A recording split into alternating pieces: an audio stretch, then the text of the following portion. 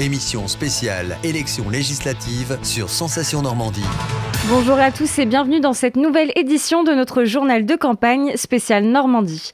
On s'intéresse aujourd'hui à la 4e circonscription de Seine-Maritime. Sira Silla, candidate La République En Marche, nous présente ses priorités. Le pouvoir d'achat va être une priorité pour moi. La sécurité, poursuivre en matière de sécurité, bien entendu.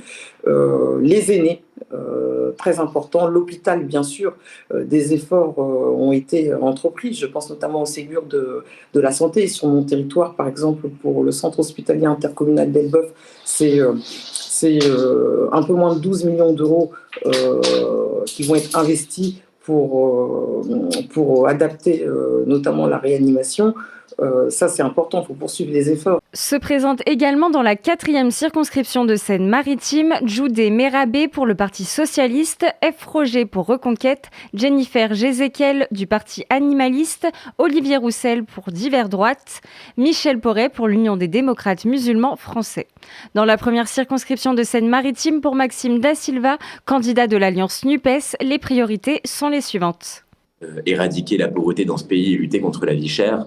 Donc nous bloquerons les prix des carburants, des énergies et des produits de première nécessité. Nous revaloriserons le SMIC à 1 500 € net, ce qui entraînera une augmentation mécanique de tous les autres salaires. Ça, c'est la première urgence sociale qui s'accompagne évidemment d'autres mesures, mais là je vous parle principalement des mesures d'urgence. Et enfin, l'autre priorité, ce sera évidemment une priorité écologique face à la catastrophe qui s'annonce, au rapport du GIEC qui nous alerte et nous dit qu'on n'a plus le temps.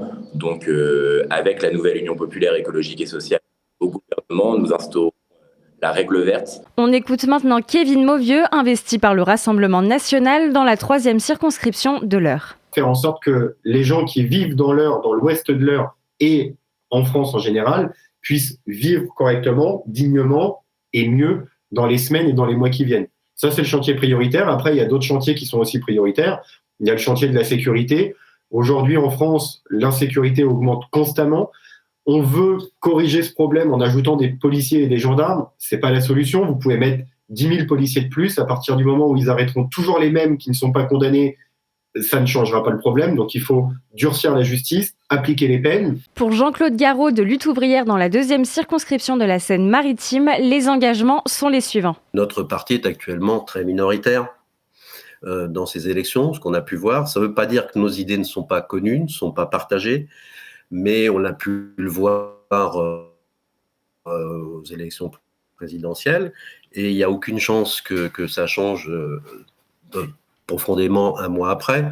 Donc je ne serai pas élu, mais je continuerai, non élu, à populariser cette idée auprès de l'ensemble des gens près de qui je milite, c'est-à-dire toute l'activité qu'on mène au jour le jour.